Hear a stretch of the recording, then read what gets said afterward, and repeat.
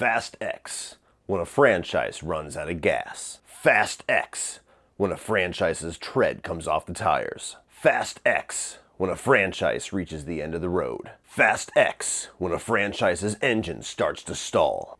Should we keep going? I got like 25 more in the chamber.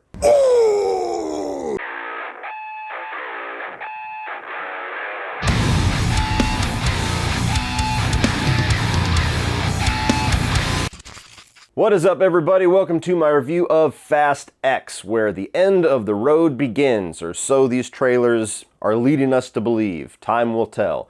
This is the first in what could either end up being a 2 or a 3-part finale, supposedly, of this franchise. I don't know if a Hobbs and Shaw sequel is still in development. I don't know if there's other spin-offs they could be considering, and who knows, if these last few movies make $1 billion each, maybe they'll say to hell with the end of the road, keep driving! But nonetheless, it's a new Fast and the Furious film, and for a little bit of context of where I am as far as a fan of this franchise, I was a fan ever since the first film. I have always enjoyed the first one, although being a blatant Point Break ripoff, I don't know how the hell they were never sued for that, but nonetheless, I've always been a fan. Even the lesser movies leading all the way up to what Fast 5 I would call the best in this franchise and one of the best action films ever made.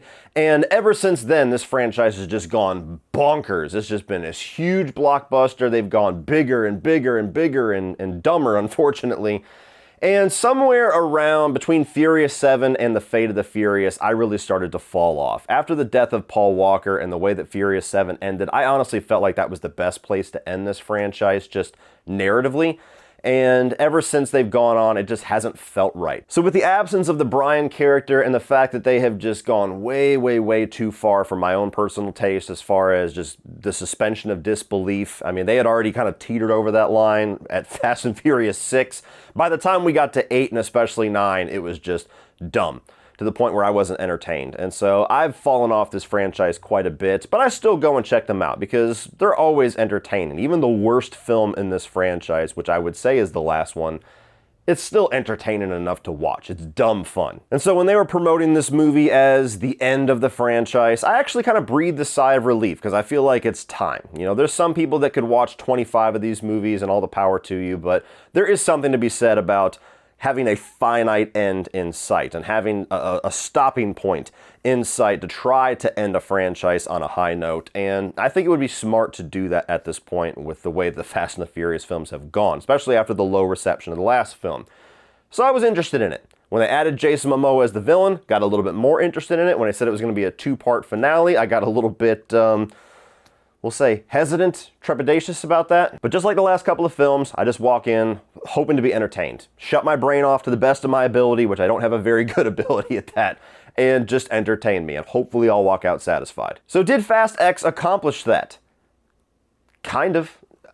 I was entertained, but I wasn't satisfied. But really quick before we dive into everything Fast X, while we all love those weekend barbecues with the Coronas and family, the times in between, you need something else, so please check out the ready-made meals by the sponsor of today's video, Factor. Well, the kids are getting out of school and your house is about to be more chaotic than ever, and if you're anything like me, it's going to be really difficult to find time to cook this summer. Even during the school year, it's difficult for me to cook the meals that get my kids excited to eat while sticking to my diet. Unless, of course, I make dinner for them and then make a totally separate dinner for myself, and that's just not practical. Factor meals allow you to skip the trip to the grocery store, the chopping, the prepping, the cleanup, and enjoy fresh, never frozen meals that are ready in just 2 minutes. So all you have to do is heat, enjoy, and then head back outside to soak up the summer. Factor meals have allowed me to stick to my diet and fitness goals by taking the work out of cooking healthy and allowing me more time to spend the summer with my kids. With over 34 chef-prepared and dietitian-approved meals, there's a variety of weekly options that will never allow you to fall victim to food fatigue. Plus, you can round out your meal and replenish your snack supply with over 45 different add-ons, such as apple cinnamon pancakes or fruit smoothies. So if you're looking to take the hassle out of healthy eating this summer, head to factor75.com or click the link below and use code Cody Leach 50 to get 50% off of your first Factor box. That's 50% off by using the code Cody Leach 50 at the link in the video description or going to factor75.com. And thank you to Factor for sponsoring today's video. So starting off with the positives, reviews of Fast X, absolutely the most entertaining part of this movie for me personally was Jason Momoa's villain of Dante. Now, Jason Momoa is one of those guys that I'm just thoroughly entertained by. I love his personality. I love his presence. He seems like one of those guys that is fairly high up in Hollywood, but he's just the cool guy. He's just the guy that wants to party. That's the attitude that he brought to his Aquaman that I enjoyed. That's the attitude that he brings to this character. And I just like those types of actors that don't feel like they're stuck up their own ass. They don't feel like these Hollywood elite types. Jason Momoa just seems like he would be fun to hang out with. And he brings that energy to this villain. Even though the dude is sadistic and evil as fuck, he's cool and fun and entertaining. And while he's not necessarily the most intimidating villain that we've had in this franchise, I would say he's easily the most entertaining villain that we have had in this franchise. All right, dorks, what are we blowing up? What? The Vatican? Wow, you guys are going to hell. He's kind of like a party guy bro version of the Joker. Like, he's just maniacally having fun with the chaos that he's creating. He's trying to implement all of this chaos and pain into Dominic Toretto's life and just moving them around like pawns and playing with them like toys and cackling and laughing and one-linering it up all the way through. And every single scene that he was in, I feel like he not only stole the scene, but he always brought a smile or a chuckle, and that was much needed throughout just the chaos, action, explosion, extravaganza that most of these Fast and the Furious films are. That energy that he brought to this, it honestly felt like Jason Momoa was the only person that genuinely understood the movie that he was in. Moving beyond that, I do appreciate the fact that this movie does dial it back in spots. There's still some absolutely ridiculous shit that I will discuss, but Fast 9, or F9, whatever the fuck you want to call it, was just way beyond anything that I could tolerate as far as just the tone and the suspension of disbelief that I'm willing to have for these films. And it seems like that was that way for most people. And they took that criticism and dialed it back a bit. I would say this is on the crazy level of Furious 7, which is still a bit too much for me, but it's a tolerable amount. And to a certain extent, it almost felt like this was a bit of a greatest hits compilation of Fast and Furious franchise action sequences. Because you have the racing sequence here, which is a nice callback to the earlier part of these films. Remember when these movies were about street racing? Yeah, me neither. You have a heist element here, which started to be a big prevalent factor after Fast 5. You have kind of this super agent where they're like working for the government trying to take down a bad guy element in here. And so all throughout the movie, there's so many action sequences, but there's a nice little variety to it. And if you're a fan who is stuck with this franchise, there's a bit of a callback, subtly and not so subtly, throughout the entire film to just about every single era of Fast and Furious. This movie intentionally breaks up all of the family members into separate groups and separate subplots, and we'll discuss that a little bit more later, but the one that I was pretty thoroughly entertained by, that I'll be honest, when they first kind of got grouped together, I thought was going to be my least favorite part of the movie, ended up being one of my favorite parts, is John Cena and Little Brian, Vin Diesel's son. And those two paired together just had really good comedic relief. And John Cena is one of those guys that I've taken a while to warm up to. Around the Suicide Squad, I finally started to kind of appreciate what he brings. And I appreciated his personality here. He's kind of got this goofy, fun-loving personality, this really cool uncle vibe to where he's doing all this shit that the kid is just like lighting his eyes up, and they have a really good back and forth, some good little high five moments between them that brought a smile to my face. Cannon cars. Although his personality doesn't match at all the personality that we got in F9, but shh, don't ask questions about family. A lot of this movie's action nowadays is very CGI heavy, and it doesn't feel real or grounded, but there are some moments still where it does feel grounded. Some of the hand-to-hand fight combat in here was really good, really well done, well shot. There's a couple of stunts here that I thought was cool. One of them in the trailer with Michelle Rodriguez's character on a motorbike doing like this little flip jump. That was awesome! And anytime you can get some grounded, some real feeling stunts in movies like this that have just gone far beyond reality, that brings it back down to the level that I appreciate these movies being in. And as far as new additions to the cast, to the family, I really liked Alan Ritchson here. Now, I have not had a chance to watch Reacher yet. Everybody tells me that it's awesome, just have not had the time to check it out, but I have seen clips of it, I've seen bits and pieces of it, and I've seen this guy in other things. And I just like the presence that he brings here. He's a big, beefy, meaty guy that fits totally along with the macho vibe that these movies go for. And I won't say anything specific about what they do narratively with this character, but if they follow through what they're setting up here, I think it's going to be a really neat addition to this finale. Moving on to the mixed, this is very derivative of Furious 7 as far as the plot and the setup. You have this angry villain that is going after the family and is going to systematically take them down one by one and just be this unstoppable force throughout the film. It's the same setup. You just swap out Jason Statham's character for Jason Momoa's character. That's the problem with having such a big family. How do you choose the ones you save? Now, Furious 7 is a better movie, but on the positive side of this mixed element, I do think that this movie executes that concept a little better. It's a little more focused with it. The entire film is about Jason Momoa trying to take these guys down. And even the subplots and the little distractions and the other characters that we have here are all tied back into that in one way or another. So the movie is always focused on this team, this family being taken out by Jason Momoa and him just being this unstoppable force coming after them. Where Furious 7, it almost felt like that was a subplot within the movie because you had the God's Eye, you had Mr. Nobody, you had all these other things going on, and Jason Statham was just kind of showing up like the Winter Soldier every now and again. So that's the positive side of it. The negative side of it is just that derivative factors that we've seen it before. And to be honest with you, there's nothing in this movie that we have not already seen before in previous films. And to a degree, you can expect that with sequels. You know, you don't necessarily want to walk into a Fast and the Furious film and not get the things that you go to a Fast and the Furious film for. But the action sequences, the family drama, the character interactions, the villainous interactions and motivations, we've just seen it all before. And it's because of that, no pun intended, people are all going to make this joke, that the franchise has started to kind of run out of gas at this point, because now we're just starting to circle back and run through plot lines that we've already done 2 or 3 movies ago. And now the only thing that's different is we're going to tell that story across 2 or maybe even 3 films. And on that note, I really hope this is just a 2-part finale. And that's not me just saying they need to end this soon. It's just that the way that this movie is framed, and I'll get into part of it in my negatives, with teasing what is to come and delaying what is to come, I don't think audiences are going to be patient enough to do that twice. I think they need to really pay this all off in one more movie and wrap this thing up on hopefully a high note.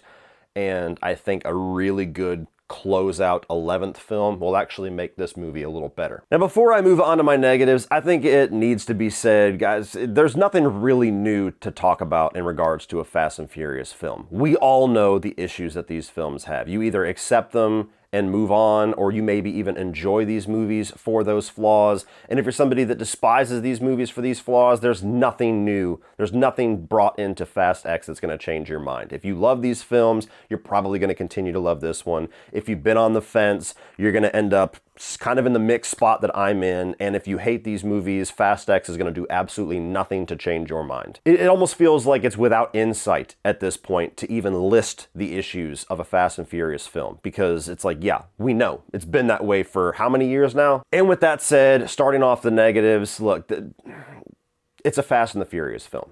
There is a lot of stupid shit in this movie. And I will say it's not nearly as bad, not nearly as dumb as F9. I haven't rewatched Fate of Furious anytime recently, but I feel like this isn't even quite as silly as that one. So like I said, it's somewhere around that Furious 7 level of silliness and seriousness, which is still a tolerable, entertaining level for me. There's moments that this movie pushes it. There's moments where I just rolled my eyes in the back of my head and was just like, come the fuck on, guys. You had me. That was a great sequence, and then you put that in there, and now it's just fucking dumb. I don't walk into these movies expecting a grade A script. I don't walk into these movies expecting like this world-class production or something prestigious. This is dumb entertainment. I understand that. I appreciate that. Some of my favorite movies of all time are dumb entertainment, but there's times where it's too much, and all of us have a different line. All of us have a different point where the movie asks too much from us. Some people, it's Fast 6. Some people, it's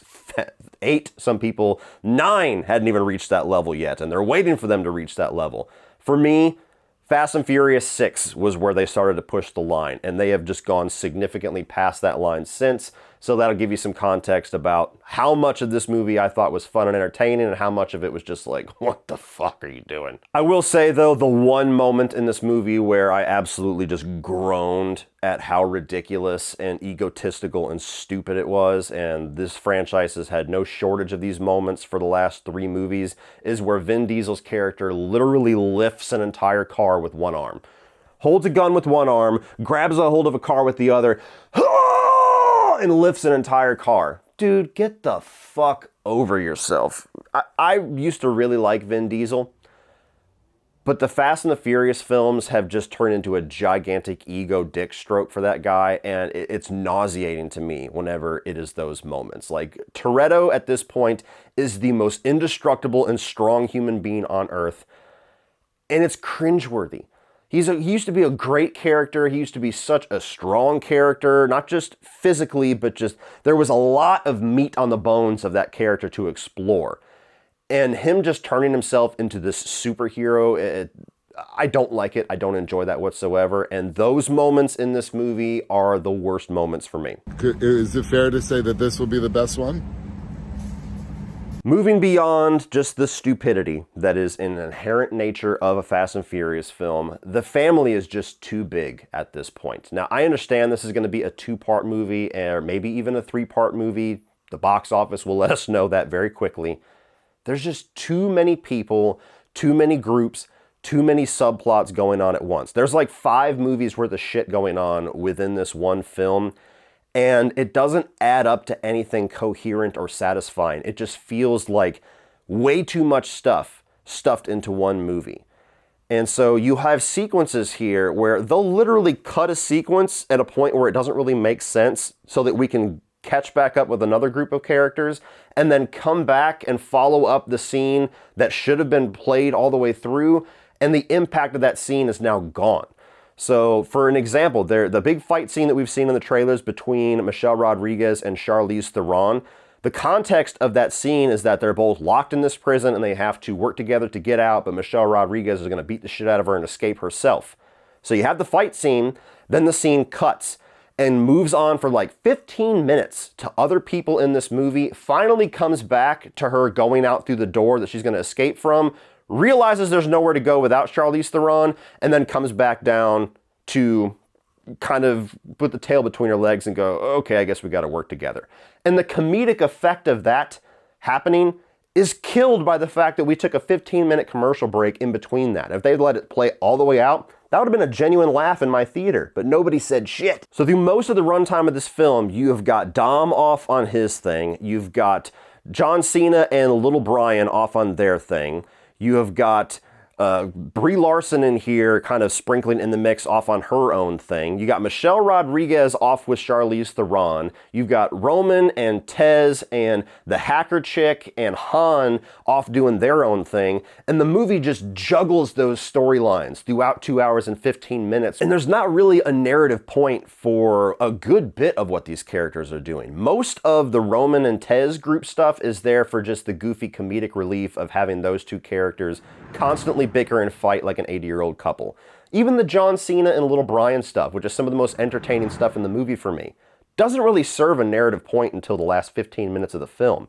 And so much of it is just, these are all the characters that we love, they're all part of the family, so we got to give them something to do. It's also got to be said that the dialogue in this movie is among the worst that we have seen. It is so melodramatic and soap opera-y and overly serious in a film franchise that has no business taking itself seriously anymore. Like, that is just long past. That is way in the rear view mirror, to use a fast pun.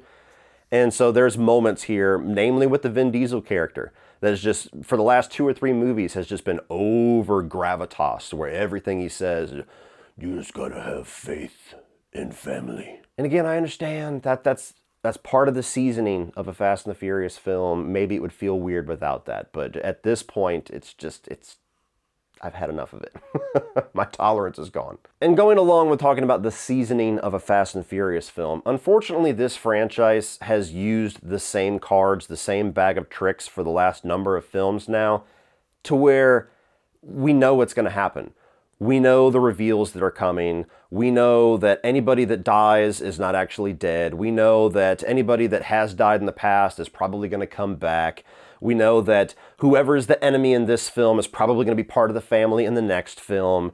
And they just keep recycling those same elements over and over and over again ever since Fast and Furious 6, to where it's absolutely diluted the effect of having those moments, to where when you have a dramatic moment in what's supposed to be a part of a finale of this franchise where a character dies in a fiery explosion, and you're supposed to go, oh, fuck, he died, no, I love that character. You don't have that effect at all. You're like, he'll be back in the next one. And when you walk into this knowing that it is just part of a finale, movies that are set up to be 2-parters or 3-parters, you know they're going to end on some form of a cliffhanger or some kind of a stinger to keep you interested for the next film. And you can walk into this and immediately know what it is, just by knowing the DNA of what these movies have already been and what they continue to do over and over and over again. And so there's just no surprise. Do you like surprises? I adore them.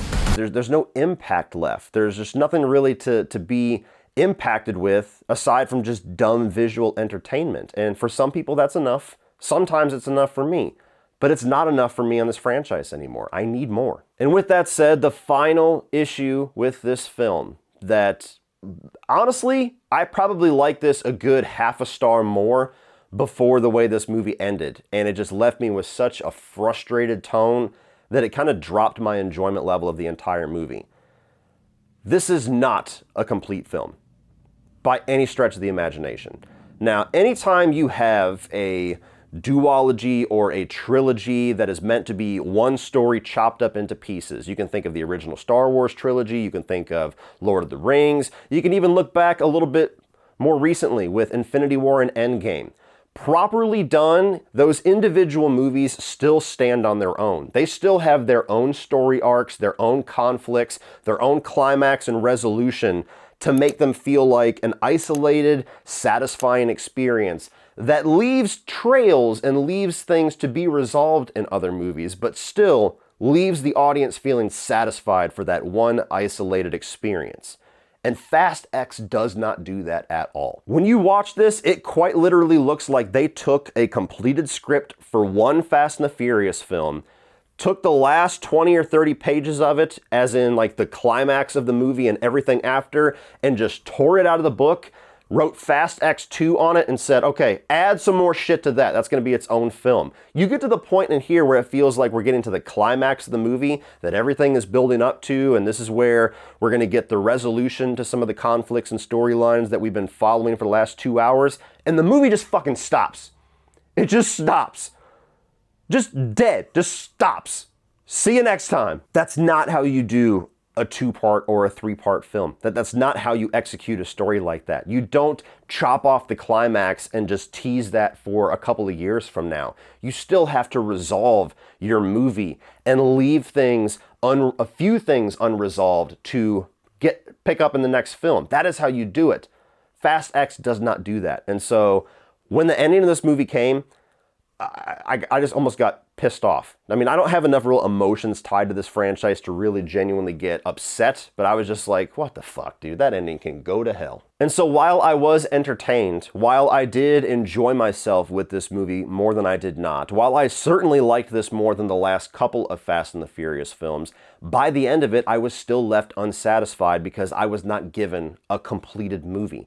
I was given half, or I hope not, maybe a third of a film, and that does not make for a satisfying experience for me. When you like story, when you go to movies for story and characters, and wrapping up a story and resolving a story is integral to that experience, it doesn't do enough for me. I can go and watch any of the other Fast and the Furious films and get the same level of enjoyment, this dopamine of just seeing cars roll and explode. This movie does nothing different in that regard, but I'll at least get a completed story with them. Even F9, I'll get a completed story with them. The fact that they chose to do that to force a 2 or a 3-part finale ridiculous. I do have a couple of things that are full-on spoilers that I want to discuss after the rating, so if you've seen the film or don't care about spoilers, stick around for that. But with that being said, I'll get into my final thoughts. So overall, guys, this was a fun time in the theaters. I really enjoyed Jason Momoa. That brought the most enjoyment for me. There is still some entertainment and magic to be had watching these characters do the things that they do with the cars that they do them in.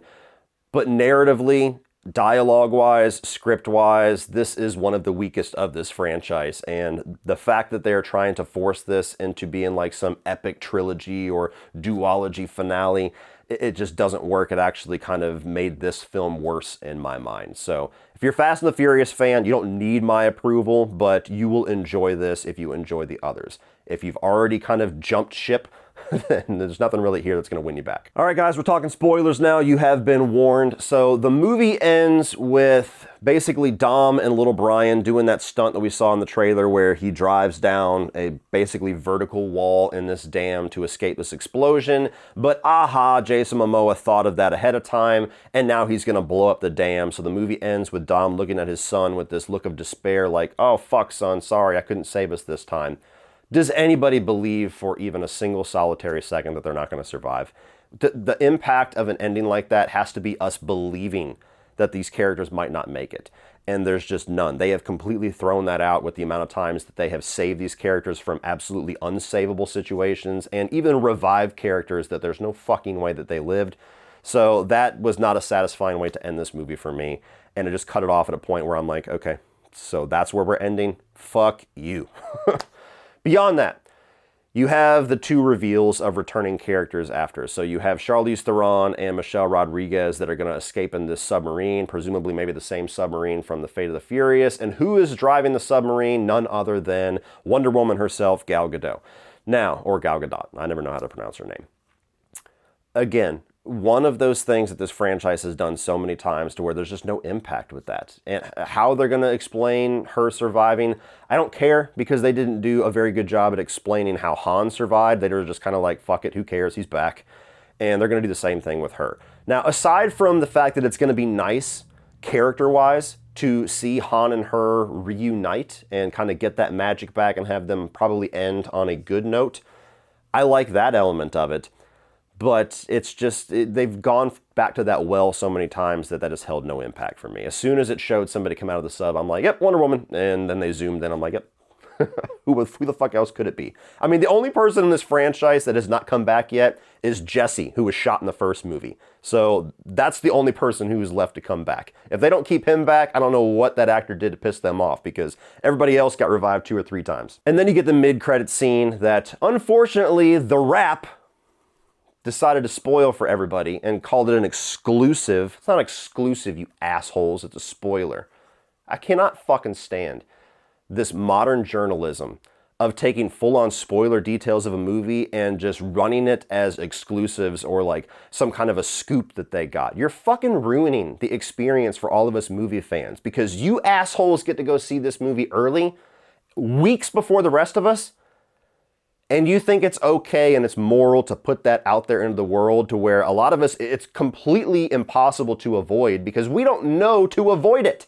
We didn't wake up that morning and say, you know, I better stay off Twitter because I feel like there might be a Fast and Furious spoiler brewing today. It's fucking impossible. So all you got to do is just scroll on social media and see this little headline of Dwayne Johnson returns in Fast and Furious 10's post-credit scene. Exclusive. Fuck you. And don't get me wrong, there is the possibility that maybe Universal was looking at the early numbers of what this movie was looking to be doing in pre-sales in the opening weekend, and they said, oh shit, that's a little soft. Maybe throw out a story that might get a few more asses in seats, because, you know, The Rock certainly brings people to the box office. So maybe they told The Wrap to do it. And if that's the case, then fuck both of them. But I just cannot stand the fact that we keep living in a world where that happens. Either assholes steal footage and leak it like the Scream movies, or you get shit like this where a major publication runs it and just ruins the movie for all the fans, ruins a big element. Doesn't ruin the movie, I don't want to be over dramatic, but just kills part of a really good thing that would have been a really impactful, like, oh shit moment in the theater, and you walk in knowing it's gonna happen. I just can't stand all of that. Now, as far as The Rock coming back, I'm of two minds of it. On one hand, I feel like this franchise, for being all about family, has gotten way over dramatic with the family fighting with each other. I mean, just the battling of egos that seems to be going on continuously with this franchise, to where, I don't know, just the Rock saying, okay, I'm done with all the drama, I'm not going back. Like, to me, I at least understood that, whether it was his fault or Vin Diesel's. Him coming back, there's a bit of a resolution, happy end of the story, but without knowing the context of how that happened, I don't know whether to believe that they're just on good terms now and they've resolved their issues like men, or if he just saw the failure that was Black Adam and said, oh fuck, better go back to the Fast and Furious franchise. And to be completely honest, The Rock's character rivaled Vin Diesel's character with just eye-rolling moments of like, okay dude, you're not fucking the Hulk. Like, yeah, you're a big dude, you were awesome in Fast 5, really good in Furious 6, and then everything past that has just been like, oh my god dude, stop with the ego. But the scene itself was cool. The scene itself was cool, and we'll see what happens. I think that it's cool to have that character back for the finale, because I like the character in the better movies, but yeah, I don't know. We'll see. We'll see what happens. Well, that's it for this one, guys. If you enjoyed that, please click over here for my 2023 new release reviews. And I'm also going to put my most recent ranking of the Fast and the Furious franchise. So if you're watching this today, it's going to be the ranking with F9. If you're watching this in the future, it's going to be my updated ranking that comes out in a couple of days. Please like and share and hit that subscribe button so you don't miss everything in the future. And as always, remember, opinions are like assholes, but that doesn't mean you have to be.